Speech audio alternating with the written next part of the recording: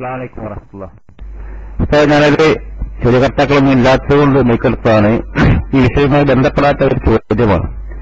എന്താണെന്ന് പറഞ്ഞാൽ, നമ്മുടെ MICR എന്ന് പറയുന്ന ഒരു ക്ലാസ് റൂമിൽ അവിടെ സത്യമായിട്ടൊന്നും പറയാറില്ല, എന്നാലും ചിലരെങ്കിലും അവിടെ പോകാറുള്ള ആളുകൾ നമ്മുടെ ക്ലാസ് റൂമിൽ ഇപ്പോൾ ഉണ്ടായിരിക്കാൻ സാധ്യതയുണ്ട്. ആരുടെയെങ്കിലും ഒരാളുടെ തെറ്റിദ്ധാരണയെങ്കിലും നമുക്ക് മാറ്റിക്കൊടുക്കാൻ സാധിച്ചാൽ അതാണല്ലോ ഖൈറ്. നമ്മെ സംബന്ധിച്ചിടത്തോളം എന്തെങ്കിലും കേൾക്കുമ്പോൾ അതിന് എതിര് പറയുക എന്ന സമീപനം പാടില്ലല്ലോ. സമ്മേളനം നടക്കുന്ന സമയത്ത് KNMന്റെ ഉത്തരവാദിത്തപ്പെട്ട ആളുകൾ അവരുടെ ആശയക്കാരെ അടിച്ചു മർദ്ദിച്ച് അവസരാക്കി ഗുണ്ടായുസം നടത്തി എന്ന് പ്രചരിപ്പിച്ചുകൊണ്ട് നേതാക്കന്മാരെ തേജോവധം ചെയ്യുന്ന രൂപത്തിൽ അവിടെ പ്രസംഗിക്കുകയുണ്ടായി. പല ആളുകളും അത് കേട്ടിട്ട് അതിനെതിരെ പ്രതികരിക്കാത്തതുകൊണ്ട് അത് സത്യമാണ് എന്ന് ധരിച്ചു വെച്ച ആളുകളുണ്ട്. താങ്കൾ സമ്മേളനത്തിൽ സന്നിഹിതമായിട്ടുള്ള അവിടെ പങ്കുവഹിച്ച ഒരാളായതുകൊണ്ട് എന്താണ് അവിടെ ഉണ്ടായത് എന്ന് അറിഞ്ഞിട്ടുണ്ടെങ്കിൽ ഒന്ന് വിശദീകരിച്ചാൽ ആർക്കെങ്കിലും ആ തെറ്റിദ്ധാരണ മാറാൻ സാധിച്ചാൽ നന്നായിരിക്കും എന്നതുകൊണ്ട് ചോദിച്ചതാണ്. വളരെ മോശമായ രൂപത്തിൽ അവിടെ അപ്പോൾ പറഞ്ഞിട്ടുണ്ട്.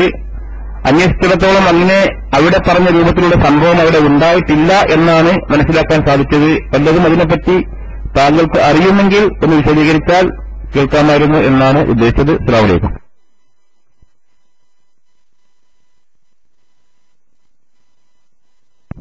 അസ്സലാമു അലൈക്കും. ഇത് ഇങ്ങനെ ഒരു പ്രചരണം നടക്കുന്നുണ്ട് എന്നത് വാസ്തവത്തിൽ ഏതാനും കുറച്ച് ദിവസങ്ങൾക്ക് മുമ്പാണ് അറിഞ്ഞത്. നിങ്ങൾ അവിടെ ഗൾഫിലൊക്കെ ഇത്രയും വ്യാപകമായി ഇത് ഒരു പ്രചരണം നടക്കുന്നു എന്ന് ഇപ്പോഴാണ് അറിയാൻ സാധിച്ചത്. എന്താ സംഭവിച്ചു കഴിഞ്ഞാൽ നിങ്ങൾക്കറിയാലോ, അവിടെ പിന്നെ ആ റോഡ് സൈഡിൽ നമ്മുടെ സമ്മേളന നഗരിയുടെ റോഡിന്റെ അപ്പുറത്തെ സൈഡിൽ പിന്നെ കാദിയാനിയുടെ ബുക്ക് സ്റ്റാളുണ്ട്, ജമാഅത്ത് ഇസ്ലാമിക്കാരുടെ ബുക്ക് സ്റ്റാളുണ്ട്, മടവൂരികളുടെ ബുക്ക് സ്റ്റാളുണ്ട്. അതല്ലാത്തതുമായ വേറെ സംഘടനകളുടെയും ആളുകളെയും ഒക്കെ ബുക്ക് സ്റ്റാളുകളുണ്ടായിരുന്നു. അക്കൂട്ടത്തിൽ നമ്മുടെ ഈ സഹോദരങ്ങളുടെ പിന്നെ അഹ്ലുസുന്ന എന്ന് പറയുന്ന നമ്മുടെ ബഹുമാനായ ഷാഫി സലാഹിയുടെ പിന്നെ ബുക്ക് സ്റ്റാളും അവിടെ ഉണ്ടായിരുന്നു. ആ ബുക്ക് സ്റ്റാളിൽ അവിടെ മറ്റുള്ള ബുക്ക് സ്റ്റാളുകൾ അല്ലെങ്കിൽ മറ്റുള്ള സ്റ്റാളുകൾ ചെയ്ത ഒരു പ്രവർത്തനമല്ല അവർ ചെയ്തത്. മറ്റുള്ള ആളുകൾ ആരും നമ്മളെ കുത്തിപ്പറയാനോ വേദനിപ്പിക്കാനോ നമുക്കിടയിൽ വൈകാരികമായ ഒരു ഫിത്തനയുടെ അന്തരീക്ഷം സൃഷ്ടിക്കാനോ ഒരാൾ ശ്രമിച്ചിട്ടില്ല. അവിടെ കാദിയാനികൾ കൊടുത്തൊരു ബുക്ക്ലെറ്റ് ഞാൻ വായിച്ചു, ഖുർആനിലെ ജിന്ന്. അവരുടെ ആശയം അവർ പറഞ്ഞു. അത് റോട്ടിൽ നിന്നിട്ട് അവര് പിന്നെ അവരുടെ സ്റ്റാളിൽ സന്ദർശിക്കാൻ വരുന്ന ആളുകൾക്ക് അവരെന്ത് ചെയ്തിരുന്നു, വരുന്നവർക്ക് അവിടുന്ന് എടുക്കാവുന്ന രൂപത്തിൽ അവരവിടെ വെച്ചിരുന്നു. ഇവിടെ ചെയ്തത് എന്താണെന്ന് വെച്ച് കഴിഞ്ഞാൽ, പിന്നെ ഇവര് ഈ ബുക്ക് സ്റ്റാളിൽ TP അബ്ദുള്ളക്കോയ മദനിയുടെയും ഹുസൈൻ മടവൂരിന്റെയും ഒരു ചിത്രം ഫ്ലെക്സോ മറ്റോ ആയിട്ട് അടിച്ചുകൊണ്ട് വലുതാക്കി അവരുടെ സ്റ്റാളിന്റെ അടുത്ത് എന്ത് ചെയ്യാൻ പ്രദർശിപ്പിക്കാം. അപ്പൊ TPയും മടവൂരും ഒന്നാണ്, KNMും പിന്നെ മടവൂരികളും ലയിക്കുന്നു എന്ന അവരുടെ ദുഷ്പ്രചരണത്തിന്റെ ഭാഗമായി ഇതിനെ പ്രചരിപ്പിക്കാൻ നിൽക്കുന്നു. ഞാൻ ചോദിക്കട്ടെ, KK സക്കരിയ സലാഹിയുടെയും കാന്തപുരത്തിന്റെയും ഫോട്ടോ ഒരു ഫ്ലെക്സിലടിച്ച് തെരുവിൽ കൊളുത്താൻ നമുക്ക് കഴിയാഞ്ഞിട്ടല്ല. അങ്ങനെ കൊളുത്തിയാൽ സക്കരിയ സലാഹിയുടെ മനസ്സ് വേദനിക്കും. കാരണം കാന്തപുരത്തിന്റെ അത്ര അടപതിപ്പിച്ചു അവരെന്നെ എന്ന് അദ്ദേഹം വിചാരിക്കും, അദ്ദേഹം വേദനിക്കും. അതും ജിന്നൂരികളുടെ ഒരു സമ്മേളന നഗരിയിൽ കൊണ്ടുപോയി അതുപോലെ ഒരു ഫ്ലെക്സ് വെച്ചാൽ ജിന്നൂരികൾ എന്ത് ചെയ്യുമോ അതിന്റെ 1% പോലും അവിടുത്തെ പ്രവർത്തകന്മാർ ചെയ്തിട്ടില്ല. അവർ അത് മാറ്റാൻ പറഞ്ഞു, ആവശ്യപ്പെട്ടു, മാറ്റിയില്ല. തർക്കിക്കാനും മറ്റുമൊക്കെ നിന്നു. പോരാത്തതിന് 19 ആളുകളുടെ പേരെഴുതി ചില ബസ് കണ്ടക്ടർമാരുടെയും പുത്താനിൽ പഠിച്ച ചില കുട്ടികളുമൊക്കെ അടക്കുന്ന ചില ആളുകളെ ഉലമാക്കളായി അവതരിപ്പിച്ചുകൊണ്ട് വന്ന് അതുപോലെ ചില CITയുടെ പോട്ടർമാരെയും ഒക്കെ ഉലമാക്കളാണ് എന്ന് വിശദീകരിച്ചുകൊണ്ട് ജുഹൈർ ചുങ്കത്തറയുടെയും അതുപോലെ സക്കരിയ സലാഹിയുടെയും അതുപോലെയുള്ള ആളുകളുടെയും ഒക്കെ പേരിന്റെ ചോട്ടിൽ എഴുതി സൂത്രത്തിൽ ഉലമ അടിച്ചു മാറ്റി നടക്കുന്ന ചില ആലിമീങ്ങളുടെ പേരും എഴുതി 58 കോളം തികച്ച് അവിടെ കൊണ്ട് എഴുതി ഒട്ടിച്ച് വലിയ ഫ്ലെക്സിലൂടെ അത് പ്രചരിപ്പിച്ചു. എന്തിനാ? മുജാഹിദ് സമ്മേളനത്തിന് കടന്നു വരുന്ന ആളുകൾ ഈ പ്രത്യേകമായി അവിടെയുള്ള ഇഷ്യൂസ് കണ്ട് മനസ്സ് വേദനിക്കട്ടെ, അല്ലാതെ സന്തോഷിക്കട്ടെ എന്ന് വിചാരിച്ചിട്ടല്ലോ. ശരി, ഈ ഫ്ലെക്സ് ആൾക്കാരെ പേര് ചെയ്ത് ഫ്ലെക്സ് ഇത്ര ആൾക്കാരെ പുറത്താക്കിയിട്ട് എല്ലാവരും അറിയട്ടെ, നാളെ പോട്ടെ. എന്തിനാ TPയുടെ മടവൂരിന്റെയും പിന്നെ ഫോട്ടോ വെച്ചിട്ട് അവരെ കല്യാണം അടുത്തെങ്ങാനും അവരെ പിന്നെ വിവാഹ നിശ്ചയ ഒന്നല്ലല്ലോ, ഇവർ 2 ഫോട്ടോ കൊണ്ടുവെക്കേണ്ട ആവശ്യം അതെന്തിനാ? കുത്താൻ, വേദനിപ്പിക്കാൻ, വൈകാരികമായ അന്തരീക്ഷം ഉണ്ടാക്കാൻ. അത് ചോദിക്കാൻ ചില ആളുകൾ ചോദിച്ചു. അപ്പോൾ മോശമായ മറുപടി പറഞ്ഞു. പോരാത്തതിന് സമ്മേളനത്തിന്റെ നഗരിയിലേക്ക് ചില കുട്ടികളെ അയക്കുകയും ചില നോട്ടീസുകൾ സംഘടനയെയും പിന്നെ സമ്മേളനത്തെയും വിമർശിച്ചുകൊണ്ട് പച്ചയായ നോട്ടീസുകൾ അവിടെ വിതരണം ചെയ്യുകയും ചെയ്തു. അത് പിടിച്ചു വാങ്ങി. അത് വിതരണം ചെയ്തവന്റെ ഫോട്ടോ എടുത്ത എന്റെ സുഹൃത്ത് എനിക്കത് കാണിച്ചു തന്നു. എന്നിട്ട് ഇത് അന്വേഷിച്ച് അവിടെ ചെന്നപ്പോ അവിടെ ഉണ്ടായിരുന്ന ആള് പറഞ്ഞത് അത് ആദർശമുള്ള കുട്ടികളാണ് അങ്ങനെയൊക്കെ ചെയ്യുന്നത്. ഇങ്ങനെ ഒരു വലിയ മോശപ്പെട്ട പെരുമാറ്റം പെരുമാറുകയും വൈകാരികവും ഫിത്തനയും മാറുന്ന ഒരു അന്തരീക്ഷം സൃഷ്ടിക്കാൻ ശ്രമിക്കുകയും ചെയ്തപ്പോ അതുമായി ബന്ധപ്പെട്ട് തർക്കങ്ങളും അങ്ങോട്ടും ഇങ്ങോട്ടും സംസാരങ്ങളും ഇത്തിരി ക്ഷോഭത്തോടുകൂടി രണ്ടു കൂട്ടർ അങ്ങോട്ടും ഇങ്ങോട്ടും സംസാരിച്ചു. കുറെ നേരം ഞാൻ ആ സംസാരത്തിന്റെ ഇടയിൽ ഉണ്ടാവുകയും അങ്ങോട്ടും ഇങ്ങോട്ടും രണ്ടുപേരും തടഞ്ഞു വെക്കുകയും ചെയ്തു. ഞാൻ ബേഡ്ജ് കുത്തിയിട്ടോ അതല്ലെങ്കിൽ മറ്റുള്ളതൊന്നും തന്നെ മനസ്സിലാകാത്തത് കൊണ്ട് നമ്മുടെ KNM പ്രവർത്തകന്മാർ ഞാൻ ഇവരുടെ കൂടെയുള്ള ഒരാളാണെന്ന് ധരിച്ച് എന്നോട് വരെ ചൂടാകുന്ന അവസ്ഥയുണ്ടായി. അവരിങ്ങനെ കയർക്കുന്നെന്താണ്, എന്തിനാണോ ഞങ്ങളെ ഇങ്ങനെ ഇതാക്കുന്നത്, എന്തിനാ ഇവിടെ ഒരു പോസ്റ്റ് കൊണ്ടിടുന്നത്, എന്തിനാ ഇങ്ങനെ ഞങ്ങളെ പ്രയാസപ്പെടുത്തുന്നത്, എന്തിനാ ഇങ്ങനെ ദേഷ്യം പിടിപ്പിക്കണത് എന്നൊക്കെയാണ് അവർ സംസാരിക്കുന്നത്. അപ്പൊ ഇവരെ മറുപടി എന്താ? ഇവരെ മറുപടി അതിന് ചൂണ്ടി കൂട്ടുന്ന രൂപത്തിലുള്ള മറുപടി നടക്കാൻ. ഇതിങ്ങനെ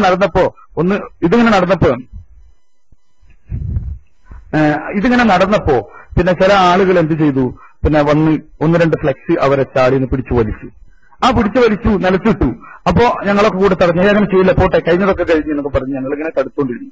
അങ്ങനെ കൊച്ചിയിലുള്ള എന്റെ പ്രിയപ്പെട്ട സുഹൃത്തുക്കൾ വന്നിട്ട് എന്നോട് പറഞ്ഞു, നിങ്ങൾ തടുക്കാൻ ഇവിടെ നിൽക്കണ്ട, അവസാനം നിങ്ങളുടെ നേതൃത്വത്തിൽ ഗുണ്ടകൾ വന്നു എന്നും പറഞ്ഞിട്ടാവും പിന്നെ കള്ളപ്രചരണം. കാരണം എന്താ, തൊട്ടയിന് കളവല്ലാണ്ട് ഈ വർഗം പറയില്ലല്ലോ. എന്തൊരു കാര്യത്തിലും പാച്ച നോണ തലതിരിച്ച് അവതരിപ്പിക്കുക, പിന്നെ ഊഹവും സത്യവും അസത്യവും കൂട്ടിക്കലർച്ച, ഇങ്ങനെ എല്ലാം വൃത്തികെട്ട സ്വഭാവം. ഷാക്കിർ നായിക്കിന്റെ പ്രസംഗം എടുത്ത് വേറെ തലത്തിൽ അവതരിപ്പിച്ചു, ഹുസൈൻ സലഫിയുടെ പ്രസംഗം എടുത്ത് വേറെ തലത്തിൽ അവതരിപ്പിച്ചു. ഹുസൈൻ സലഫി കൊടുത്ത മറുപടിനെ ഏറ്റവും മോശപ്പെട്ട ഒരു മനുഷ്യന്റെ പ്രഖ്യാപനമായിട്ട് അത് വിലയിരുത്തി. ഇങ്ങനെ വളരെ മോശമായിട്ട് എല്ലാ നുണയും എല്ലാ അനാവശ്യങ്ങളും പറഞ്ഞു പരത്തുന്ന ഈ വർഗം നിങ്ങളെ കണ്ടാൽ നിങ്ങളും കൂടെ ഇതിലുണ്ട് എന്ന് വിചാരിക്കുന്ന എന്റെ സുഹൃത്തുക്കൾ പറഞ്ഞപ്പോ എനിക്കും തോന്നിയ ഒരു കാര്യമുണ്ട്. അവസാനം പറയും ഞാനും കുറച്ച് പിള്ളേരും വന്ന് ചാതടിച്ച് പൊളിച്ചെന്ന് പറയുമല്ലോ എന്ന് വിചാരിച്ചിട്ട് ഞാൻ എന്ത് ചെയ്തു, മെല്ലനെ അവിടെ നിന്ന് നീങ്ങി. പക്ഷേ ഞാൻ പോകുമ്പോ ഒന്ന് രണ്ട് സുഹൃത്തുക്കളെ വിളിച്ചിട്ട് ഞാൻ പറഞ്ഞു, അവിടെയുള്ള നിങ്ങൾ ഉടനെ പിന്നെ നാണിയാജിനെയോ കാദർബായിനെയോ അല്ലെങ്കിൽ വളണ്ടിയറിന്റെ ചാർജുള്ള ആരെങ്കിലും അയക്കണം എന്ന് പറഞ്ഞു. ഇതിങ്ങനെ കണ്ട കൂടി ഇങ്ങനെ അങ്ങോട്ടും ഇങ്ങോട്ടും സംസാരങ്ങളിൽ ചെറിയ രൂപത്തിലുള്ള പിന്നെ തർക്കങ്ങളും ബഹളങ്ങളൊക്കെ ആയി അങ്ങോട്ടും ഇങ്ങോട്ടും നിൽക്കുന്നു. അവസാനം പിന്നെ ഓരോ കടന്നു വരുന്ന പ്രവർത്തകന്മാരും പിന്നെ അത് കാണുമ്പോ എന്താ പ്രശ്നം എന്താണെന്നോ, ടിപിയുടെ മടവൂരിന്റെയും ഫോട്ടോ ഒരുമിച്ച് ഇവർ തൂക്കിയിരിക്കാണ് എന്ന് പറയുമ്പോൾ മുജാഹിദ് പ്രവർത്തകന്മാര് ഇവിടെ എന്റെ പ്രിയപ്പെട്ട പിന്നെ തെറ്റിപ്പിരിഞ്ഞു നിൽക്കുന്ന സഹോദരങ്ങളെ, ഞാൻ നിങ്ങളോടൊരു കാര്യം പറയട്ടെ. മടവൂരികളുമായി ലയിക്കാൻ ഞങ്ങൾക്ക് അറപ്പാണ്, വെറുപ്പാണ്. എന്തുകൊണ്ട് ഹദീസ് നിഷേധിക്കുന്ന അതുപോലെ തന്നെ സലഫി മനഹജിൽ നിന്ന് തെറ്റിപ്പിരിഞ്ഞ അവരുമായി ലയിക്കാൻ ഒരു മുജാഹിദ് പ്രവർത്തകൻ ആഗ്രഹമില്ല. ഇനിയിപ്പോ ആഗ്രഹമുണ്ടെങ്കിൽ നിങ്ങൾ ആരാ ഞങ്ങളെ ആഗ്രഹത്തെ തടുക്കാൻ? നിങ്ങൾക്ക് എന്താ പറ്റ? ഞങ്ങൾക്ക് ആഗ്രഹം ഉണ്ടെങ്കിൽ ഞങ്ങൾ പരസ്യമായി പറയും, ലയിക്കാൻ ഞങ്ങൾക്ക് ആഗ്രഹമുണ്ട്, ലയിക്കും. നിങ്ങൾ ആരാന്ന് ചോദിക്കും. പക്ഷെ ലയിക്കാൻ ഞങ്ങൾക്ക് താല്പര്യമില്ല. കാരണം എന്താ, ആദർശം നഷ്ടപ്പെട്ട ഒരു സമൂഹമാണ്. നിങ്ങളും ആ പരുവത്തിലാവരുത്. അവസാനം നിങ്ങളെ ഞങ്ങൾ ചേർക്കാൻ ഞങ്ങൾ വെറുക്കുന്ന രൂപത്തിൽ നിങ്ങൾ ആദർശം നഷ്ടപ്പെട്ട ഒരു പുതിയ മടവൂരിസത്തിന്റെ പതിപ്പായിട്ട് നിങ്ങൾ മാറരുത്. അവർ ജീർണതയിൽ പോയെങ്കിൽ നിങ്ങൾ തീവ്രതയിലൂടെ പുറത്തേക്കും ചാടുന്നൊരവസ്ഥ വരല്ലേ എന്ന് വെച്ചിട്ട് പറയാണ്. നിങ്ങൾ നല്ല രൂപത്തിലേക്ക് വാ, നിങ്ങൾ പിന്നെ തൗബ ചെയ്ത് മടങ്ങി വാ, സംഘടനാ നിലയിലേക്ക് നിങ്ങൾ തിരിച്ചു വാ. കേരള ജമിയത്തുൽ ഉലമയും KNM എടുത്ത തീരുമാനം ശരിയാണ് എന്ന് മനസ്സിലാക്കിയിട്ട് സഹോദരങ്ങളെ തിരിച്ചുവാ. അപ്പൊ ഇങ്ങനെ ആ സമ്മേളനത്തിന് വരുന്ന ആൾക്കാർ ചോദിച്ചാണ്, എത്ര ആൾക്കാരാ ഒരു സ്റ്റാള് കെട്ടി ഫിത്തനുണ്ടാക്കിയത്?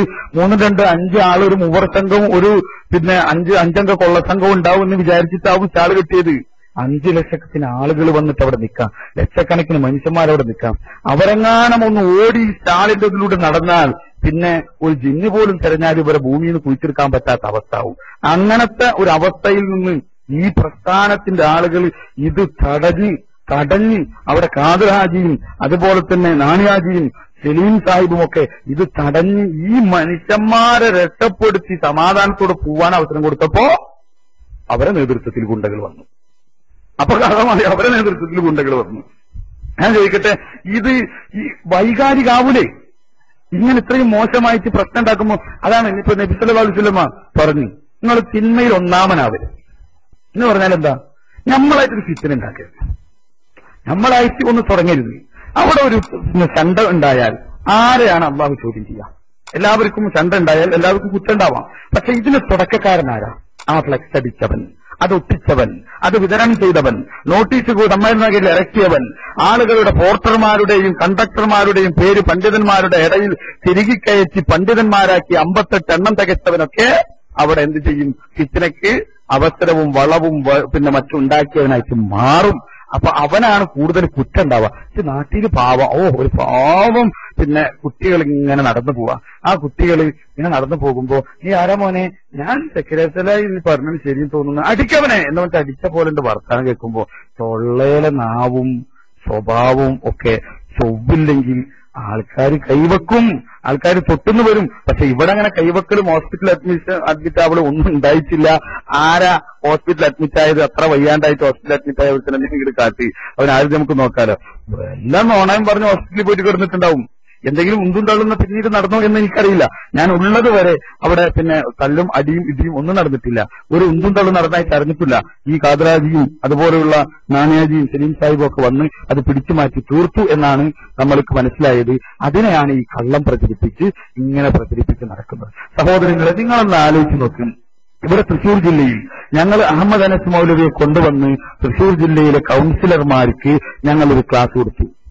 ഈ ക്ലാസ് കൊടുത്തിട്ട് ഈ ക്ലാസ്സിൽ അനസ് മൗലവി സ്വീകരിക്കുന്നതിനിടയിൽ അഷ്റഫ് സുല്ലമി എന്ന് പറയുന്ന പെരിങ്ങോട്ടുകരയിലുള്ള ഒരു പണ്ഡിതനും പിന്നെ RS സുൽഫിക്കർ എന്ന് പറയുന്ന വാടാനപ്പള്ളിയിലുള്ള തൃശൂർ ജില്ലയിലെ പിന്നെ KNM-ന്റെ പിന്നെ ജില്ലാ സെക്രട്ടറി ആയിരുന്ന ഒരു മനുഷ്യനും എന്ത് ചെയ്തു?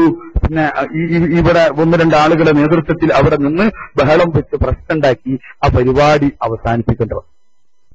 ഞങ്ങളൊക്കെ പ്രയാസപ്പെട്ടു. ഇവർക്ക് കേൾക്കാൻ താല്പര്യമില്ലെങ്കിൽ ഇവരെന്ത് ചെയ്യട്ടെ? കേൾക്കാതെ മാറിയിരിക്കട്ടെ. ചോദ്യം ചോദിക്കാൻ ഇത്തരം പറഞ്ഞതിന്റെ ഇടയിൽ കയറി അങ്ങോട്ട് ബഹളം ഉണ്ടാക്കാം. ഇങ്ങനെ സംസാരിക്കാൻ അനസ്മോലി സമ്മതിക്കാതെ അനസ്മോലി പറഞ്ഞു, ശരി ഞാൻ തോറ്റു, നിങ്ങൾക്ക് സന്തോഷമായില്ലേ? അപ്പൊ തോൽപ്പിച്ചു എന്നും പറഞ്ഞിട്ട് നമ്മുടെ വിജയം ആരാ?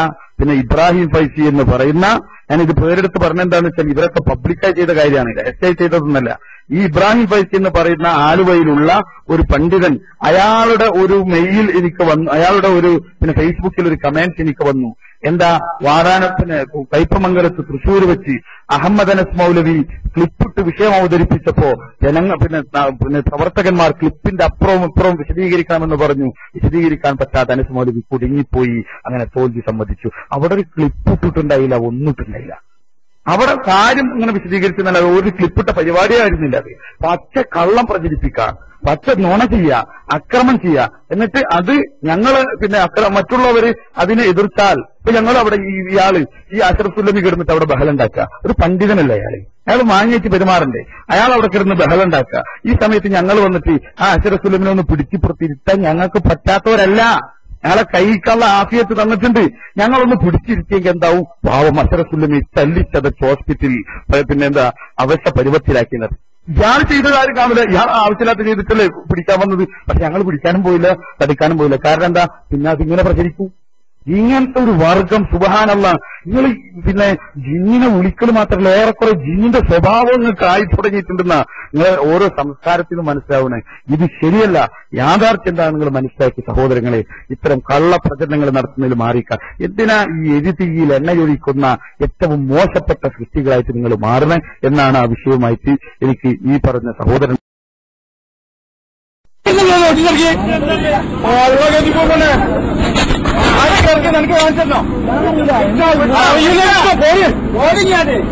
നാളെ കുട്ടി ഇവിടെ നിന്ന് എന്തെങ്കിലും നിന്നാലുണ്ടോ? കത്തിക്കും, കത്തിക്കും.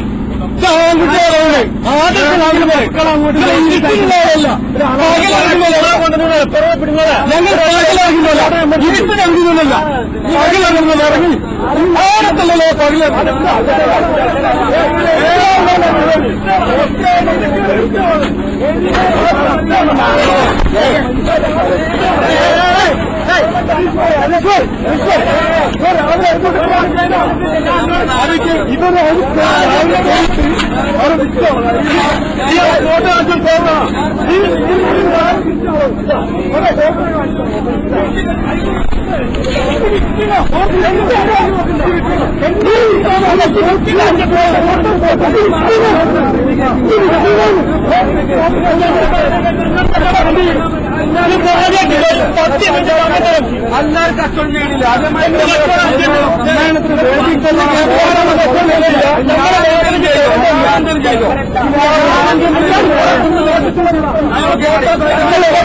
ചവിട്ടിനെതിരെ കൂടാനാണ് നാളെ നിങ്ങൾ സമാധാനം പറയല്ലേ എന്തൊക്കെ അല്ല നിങ്ങൾ സമാധാനം പറയോ ഇന്റെ 10 രൂപ മൂലം കോടതി വെച്ച് കാണാം കൂടുതൽ ആൾക്കാരെ ഞാനെന്തെങ്കിലും ചെയ്തോ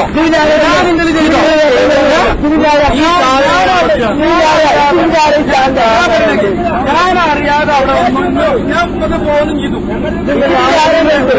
ഞാൻ പോകുന്നില്ലേ ഞങ്ങൾ പറഞ്ഞു ഞാൻ പോകുന്നില്ലേ മനസ്സിലാക്കണ കാര്യോ തീരെ മനസ്സിലാക്കണം ലാഭക്കൂട്ടിന് പുല്ല് മുട്ടയേറ്റ് അത് ആര് വിറ്റിയെന്നുള്ളതല്ല എങ്ങനെ അവിടെ എത്തിയെന്നുള്ളത്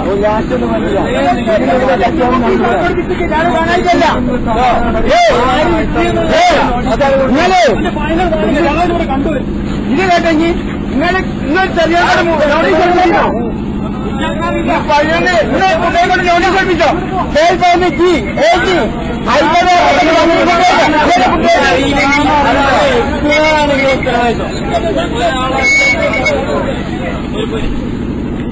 നീ മേലാൽ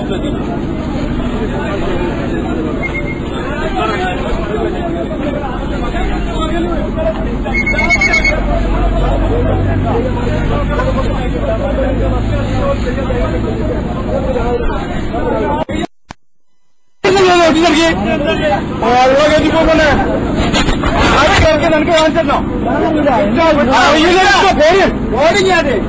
നാളെ കുട്ടി ഇവിടെ നിന്ന് എന്തെങ്കിലും നിന്നാലുണ്ടോ കത്തിക്കും കത്തിക്കും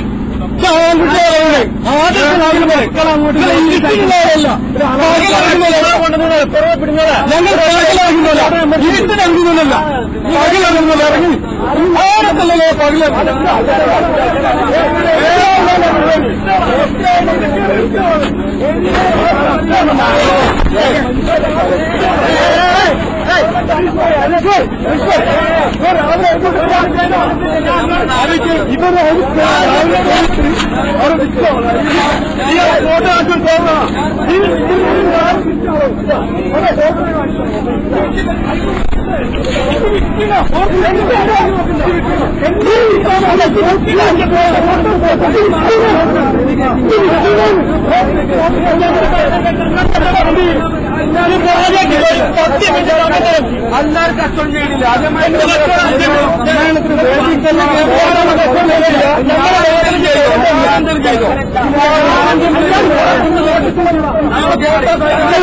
ഇത് ചവിട്ടിനെതിരെ കൂടാനാണ് നാളെ നിങ്ങൾ സമാധാനം പറയല്ലേ എന്തൊക്കെ അല്ല നിങ്ങൾ സമാധാനം പറയോ ഇന്റെ 10 രൂപ മൂലം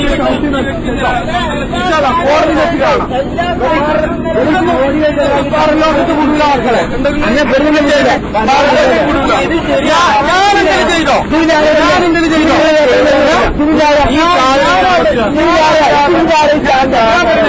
ഞാനറിയാതെ അവിടെ ഞാൻ പോകുന്നു ചെയ്തു ഞാൻ പോകുന്നില്ലേ ഞങ്ങൾ പറഞ്ഞു ഞാൻ പോകുന്നില്ലേ മനസ്സിലാക്കണ കാര്യോ തീരെ മനസ്സിലാക്കണം ലാഭക്കൂട്ടിന് പുല്ല് മുട്ടയേറ്റ് അത് ആര് വിറ്റിയെന്നുള്ളതല്ല എങ്ങനെ അവിടെ എത്തിയെന്നുള്ളത്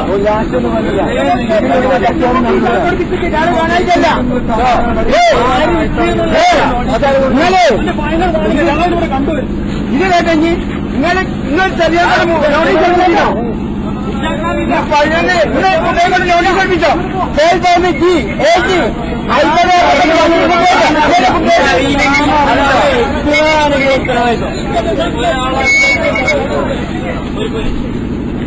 നീ മേലാൽ